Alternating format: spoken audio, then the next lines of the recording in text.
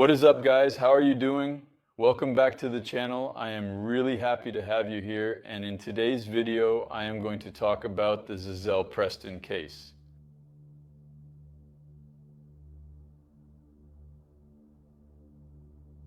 Za'zell Preston was born on the 5th of September 1985 in Orging, Calton. She was the daughter of the couple Larry Preston and Za'zell Preston Williams, who besides her had 5 more children. According to family and close friends, despite all the challenges in her life, Za'zell was a kind individual and would always greet everyone warmly and with open arms in her life. During the events, she was 26 years old and resided with her husband, William Wallace, newborn son, and 2 daughters from a previous relationship, one of whom was 3 years old and the other 8. The family resided in Anaheim, situated in Southern California. Za'zell was taking classes in the hopes of becoming a counselor on domestic violence. She had the intention of helping and guiding people who were suffering in violent relationships. She selected this occupation because she personally experienced a violent relationship in her own marriage.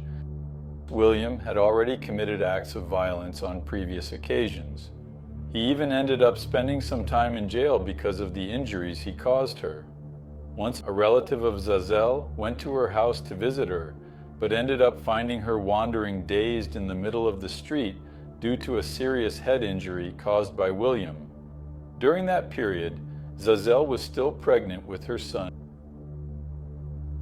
Za'zell's entire family was fully aware of the situation she was in, because this was not the first time a family member had witnessed something similar to this before.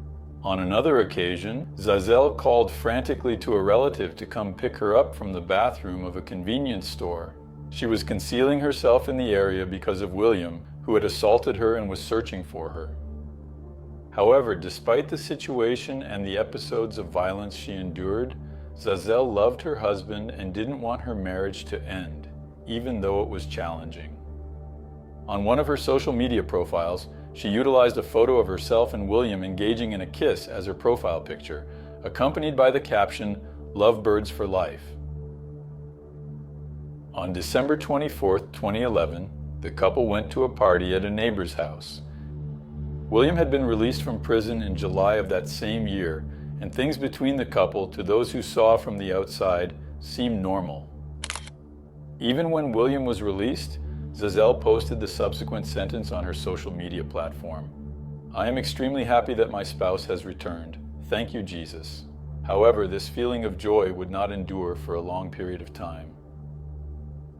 When the couple came back to their apartment, the neighbors overheard a heated argument between them. As the minutes went by, the argument only got worse, until the moment came when William went after Za'zell. Knowing she was going to get beat up, Za'zell ran out of the apartment, but William managed to catch up with her. He knocked her down on the ground and then dragged her back inside. At that moment, one of the neighbors looked out the window of his apartment and saw William picking up what seemed to be a body near the front gate. The neighbor didn't get too worried because he believed that the body in question was just a drunk being helped by William to get into the house, something quite common on Christmas Eve. However, as we know, it was Za'zell who was being dragged back into the apartment by her husband.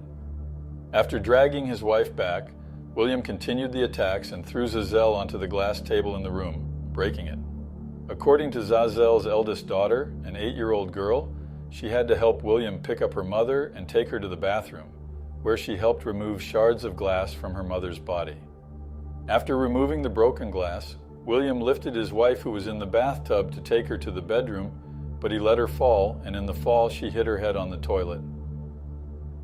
As a result of the blow to the head, Za'zell endured a significant concussion and was left completely bewildered and dazed. Nevertheless, instead of taking his wife to the hospital, William picked her up once more and placed her in bed. Za'zell's daughters witnessed everything. They were really sad, but at the same time used to that kind of situation, since, as we know, that wasn't the first time William assaulted his wife.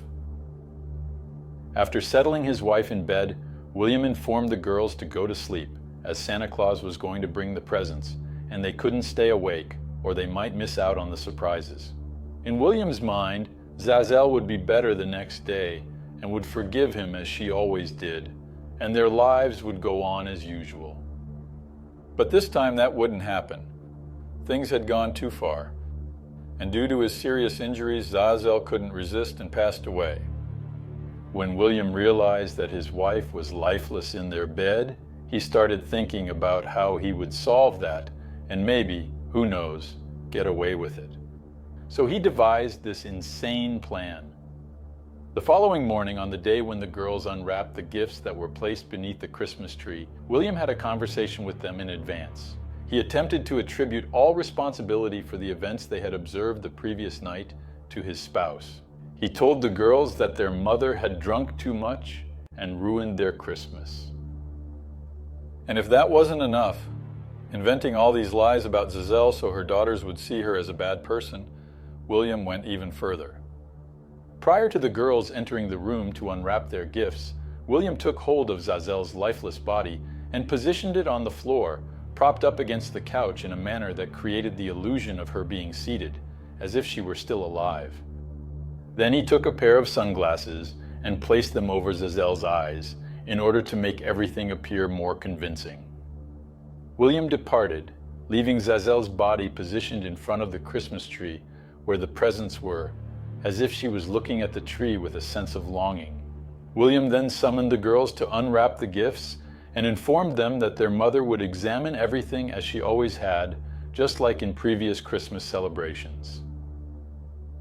The girls, without questioning, because they believed in William and also because deep down they were afraid of him, began to open their presents.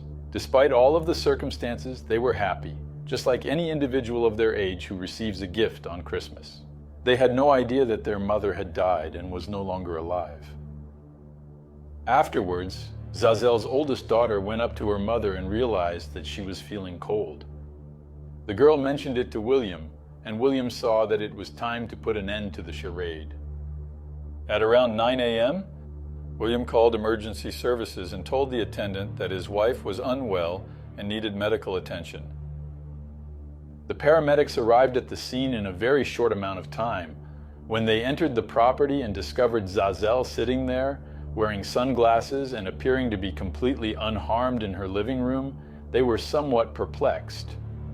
However, when they approached her, they observed that she was extremely cold and devoid of life. The paramedics didn't bother trying to perform any resuscitation procedures because there was nothing else they could do. The woman had been deceased for several hours. They have just verified her demise at the location. The paramedics questioned Williams about what had happened to his wife. Williams said that she had hurt herself on her own for a while, but she didn't go to the hospital because she thought it wasn't a big deal. The paramedics didn't believe the story and decided to call the cops. When the cops showed up, they noticed there were signs of a scuffle at the house and came to the conclusion that William was probably the one responsible for what had happened to his wife. William Wallace was arrested under suspicion for the crime. In his initial statement to the police, he stated that he and Za'zell were arguing when she pursued him and bit him. So to defend himself, he would have pushed her, and she fell onto the glass table in the living room, hurting herself. William stated that following that, they went to bed, and solely on the subsequent day, after waking up, he became aware that his wife was without life. He stated that all of his actions were in self-defense, and that he did not have any intention of committing the crime. A bail in the amount of $1 million was set for him so that he could answer for the crime while being free, but he didn't pay that amount and remained in jail. Your lawyer, a woman named Heather Moorhead, insisted that there was no crime and that it was all just a tragic accident. However, the police conducted a forensic examination in the couple's apartment and found several bloodstains throughout the place, as well as multiple holes in the doors and plaster walls. Additionally, they discovered a door that had been completely torn off as though someone had forcibly entered. That indicated that multiple instances of violence had taken place there in that particular residence. Additionally, the examination conducted on Za'zell's body revealed that she had been subjected to a brutal assault. The autopsy also determined that the cause of death was attributed to a blunt head trauma, which was inflicted by multiple powerful blows to the head. It was abundantly clear to the authorities that what transpired with Za'zell was not an accident, and certainly not an act of self-defense, but rather a deliberate and criminal action. Following William's arrest, the custody of Za'zell's 2 daughters and her newborn son was granted to her mother. Za'zell Preston's funeral took place in January 2012 at the Evangelho Luz de Deus em Cristo Church in Santa Ana, California. The farewell ceremony was attended by around 100 people, including friends and family. The trial of William Wallace commenced in March 2021, a period of 9 years following the occurrence of the crime. During his trial, Za'zell's family members spoke in the courtroom about the occasions they witnessed the violent episodes caused by William. In his defense, William asserted that, on the day of the crime, both he and his spouse were intoxicated, and that, while arguing, he unintentionally shoved her across the table. William discussed it as though it were a commonplace matter and as if he had not committed any wrongdoing. Za'zell's oldest daughter, who was 8 years old at the time of the crime, but now she was already 18, also testified in court. According to her, she saw her mother fall onto the glass table, but she couldn't remember if she had fallen by herself or if she had been pushed by William. A rep from a women's shelter in the vicinity also appeared and gave testimony during the court proceedings. According to him, Za'zell had attempted to escape from her husband multiple times and indicated that during the incident, the woman had the intention of departing from William and beginning anew. Despite William's insistence on his claims of self-defense and accident, he was unable to convince the jurors of his innocence and was found guilty. With that, in June of the year 2021, William Wallace was sentenced to a total of 15 years in prison. However, since he had already been in jail for 9 years, he received credits for those years and will only have to serve 6 years in prison. At present, William Wallace is imprisoned in a correctional facility in the state of California, where he will be held until the year 2027. So that's it, guys. Thank you very much for being here, and I'll see you in the next video.